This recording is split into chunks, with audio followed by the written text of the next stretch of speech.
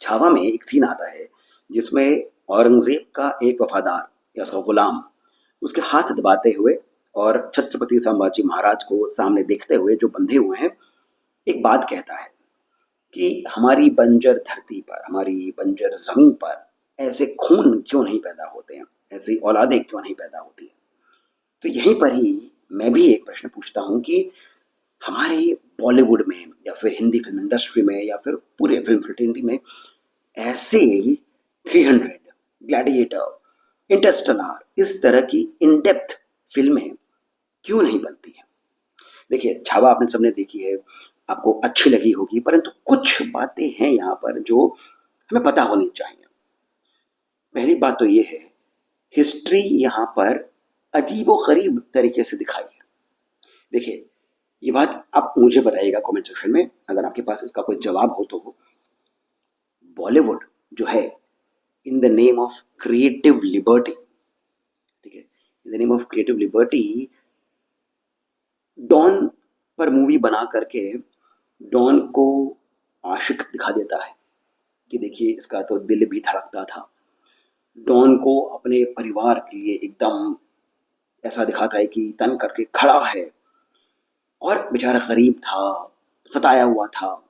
यानी कि जो बातें किसी एक डॉन की लाइफ में कभी रही नहीं होंगी या फिर एटलीस्ट स्क्रिप्टेड नहीं होंगी, किसी ने कुछ लिखा नहीं होगा, वो भी तड़का डाल करके बॉलीवुड दिखाता रहा है हमें 1970s से ही। कितनी सारी फिल्में ऐसी आ गई हैं डॉन को लेकर, गुंडों को लेकर के, जहां पर जो हुआ भी नहीं था वो बता दिया गया है in the name of creative liberty. तो जहां पर बात फैक्चुअल चीजों की आती है, हिस्टोरिकल अकाउंट की आती है, जहां पर चीजें डॉक्यूमेंटेड हैं, वहां पर बॉलीवुड क्रिएटिव लिबर्टी इस सेंस में क्यों नहीं लेता है कि जो फैक्ट्स हैं हम उसके बियॉन्ड भी जाकर के लोगों को चार्ज करता हुआ कुछ बनाए। बल्कि बॉलीवुड लोगों को चार्ज करने के लिए कुछ अलग चीजें करता है, जैसे कि म्यूजिक हो गया है या अनरियलिस्टिक एक्शन सीन्स हो गए, मगर जो थॉट है उसको वो एकदम कम कर देता है। जैसे कि पूरी मूवी में, छावा में, थॉट को लेकर के जो स्वराज का थॉट है, जो छत्रपति शिवाजी महाराज का हिंदवी स्वराज का थॉट है, उसको लेकर के एक बात भी नहीं है, एक बात भी नहीं है।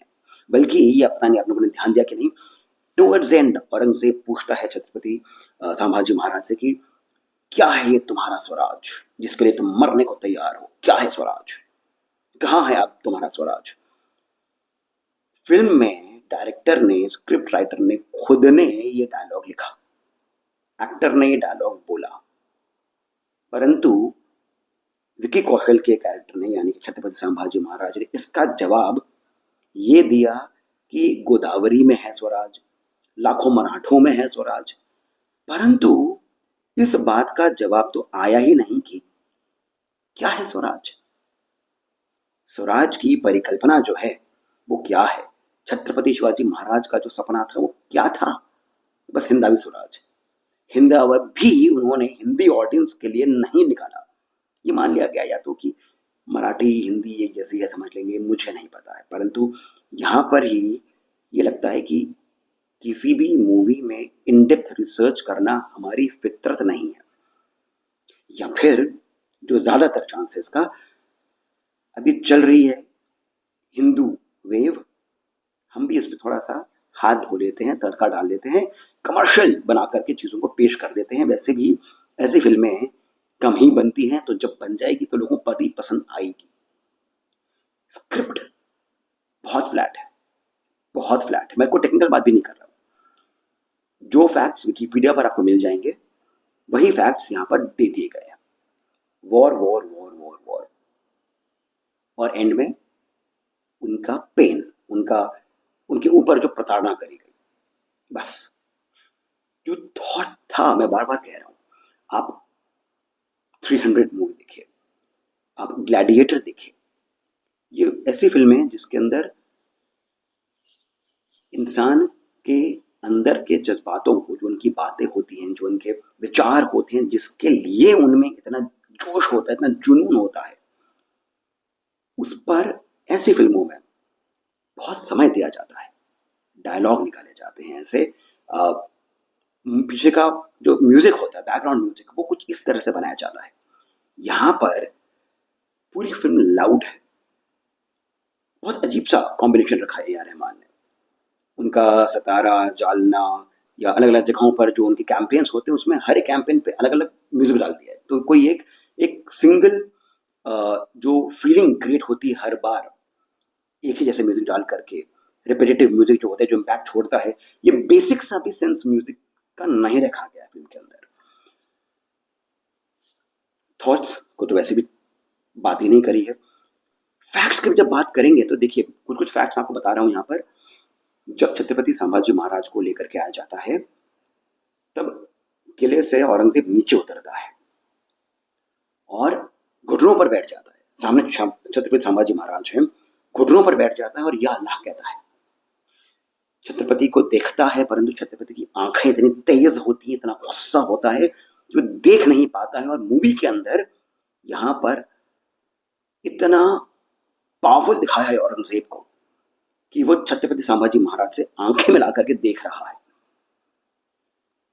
इस बात पर आपका अगर खून नहीं खोलता है या आपको ये फैक्ट भी नहीं पता है, तो हाँ, ये फिल्म आपको बहुत एक्साइटिंग सी लगेगी, बहुत अच्छी सी लगेगी।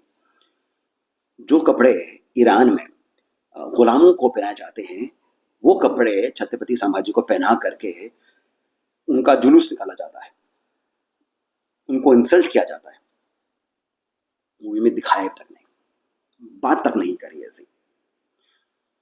छत्रपति संभाजी महाराज को जो यातनाएं दी थी, उसका 20-30% ही दिखाया है, बाकी तो दिखाया ही नहीं। अर्थात ये कि उनकी स्किन पील ऑफ करी जाती है, नोच ली जाती है, नहीं दिखाया है। उनका सर धड़ से अंत में अलग कर दिया जाता है और फिर उस सर को लकड़ी पर रख करके उसे घुमाया जाता है ताकि लोगों में डर बने। वो होता अलग है कि डर नहीं होकर के मराठाओं में जोश आ जाता है और फिर पूरे मुगलिया सल्तनत का अंत हो जाता है, ये रियलिटी है, परंतु ये भी नहीं दिखाया है मूवी के अंदर। उनको बस कुछ ही दिनों में बंधा हुआ दिखाते हैं और एक एक करके कुछ कुछ यातनाएं होती हैं और बस उतना ही। करीब 40 डेज तक, 40 दिनों तक छत्रपति संभाजी महाराज को बांध करके रखा जाता है, जिसमें वो मुगलों का एक पानी की बूंद तक नहीं लेते हैं, खाने का कतरा तक नहीं लेते हैं 40 दिनों तक। ये भी कोई छोटी बात नहीं, ये तक नहीं दिखाया है। कितने दिनों तक यात्राएं थी वो भी नहीं दिखाया है। मतलब फैक्चुअल हेराफेरी करी है, थॉट्स की डेप्थ नहीं है, स्क्रिप्ट बहुत फ्लैट है, म्यूजिक बहुत अब्रप्ट है, अलग अलग जगहों पर अलग अलग चीजें आ रही हैं और ऐसा लग रहा है जैसे मैशअप होता है ना, एक बीट्स आ रहे हैं टिप टिप टिप करके, फिर बाद में सडनली एक स्लो म्यूजिक आ जाता है, वो है। म्यूजिक में मराठी फोकलोर, मराठी टच कहीं भी नहीं है, कहीं भी नहीं है। इलेक्ट्रिक गिटार जैसा बज रहा है, वियर्ड है। अब जो मराठी में मूवीज हैं, जैसे पावनखिंड वगैरह मूवीज हैं, उसको आप देखिए, देख करके मजा आ जाएगा किस तरह से मराठी पावड़े जो होते हैं वो उसमें गाए गए हैं।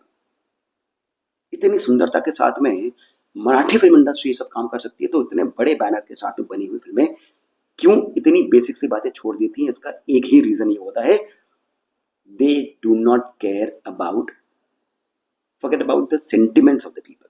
लोगों की भावनाएं तो छोड़ दीजिए, हिस्ट्री तो छोड़ दीजिए, इनको movie making, film making, art, cinema art, उससे भी कोई मतलब नहीं है। कमर्शियल मोटिव है, पैसा कमाना है।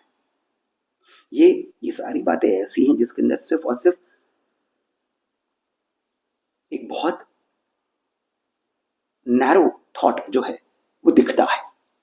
और प्रॉब्लम जो है वो ये कि हम आम जनता जो है वो जोश से इन सब बातों से ही भर जाते हैं कि चलो कम से कम इतना तो बनाया, इतना उतना क्या होता है, इतना उतना का कोई गुंजाइश नहीं होनी चाहिए। यदि इतना उतना होता तो फिर छत्रपति शिवाजी महाराज का नाम इतना हम रिस्पेक्ट से नहीं लेते, संभाजी महाराज का नाम रिस्पेक्ट से नहीं लेते अगर इतना उतना चलता तो। अब मत बनाओ ना फिल्में, बट नहीं हमें बनाना है क्योंकि कमर्शियल है। हम अपने बच्चों को, हम अपने दोस्तों के साथ में इस तरह की बातें करते नहीं हैं, इतिहास की बातें करते नहीं हैं। हम वो बुक्स नहीं पढ़ते हैं, हम वो डॉक्यूमेंट्स नहीं पढ़ते हैं जो रियल में आर्काइव हो रखे हैं, गवर्नमेंट के पास में हैं, हिस्टोरिकल बुक्स में आपको मिल जाएंगे। हम बस सिनेमा पर डिपेंडेंट हैं। और फिर ऐसे में यही होता है कि एक्शन सीक्वेंसेस भी जब कॉपीड है, जंगल में वो रस्सी से नीचे कूदते हैं फिर से ऊपर जाते हैं, कौन खींच रहा है उनको ऊपर? पानी के अंदर हैं, कूद करके बाहर आते, कौन फेंक रहा है उनको बाहर? फनी सीन्स बनाए, रियलिस्टिक सीन्स कि गोरिल्ला वॉरफेयर कैसे हुआ करता था, उसकी थोड़ा बहुत हम स्टडी कर लें। Nothing, not at all.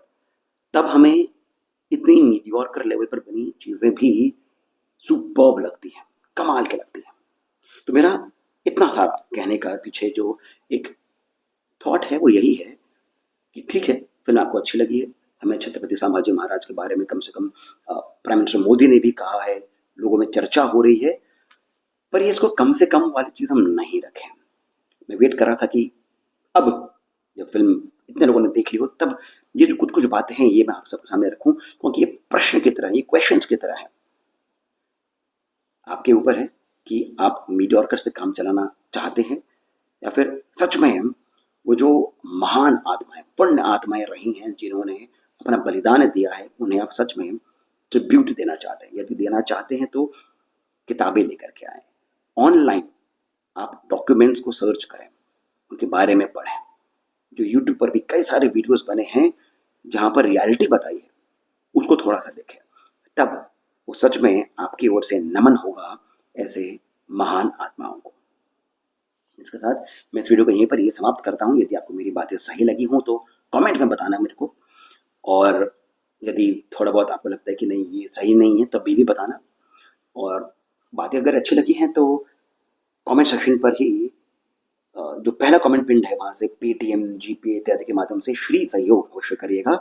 और वीडियो को लाइक तो करना ही करना, सब्सक्राइब करना नहीं भूलेगा। इसके साथ मैं सिद्धार्थ अब आपसे कुछ कहने की अनुमति लेता हूँ।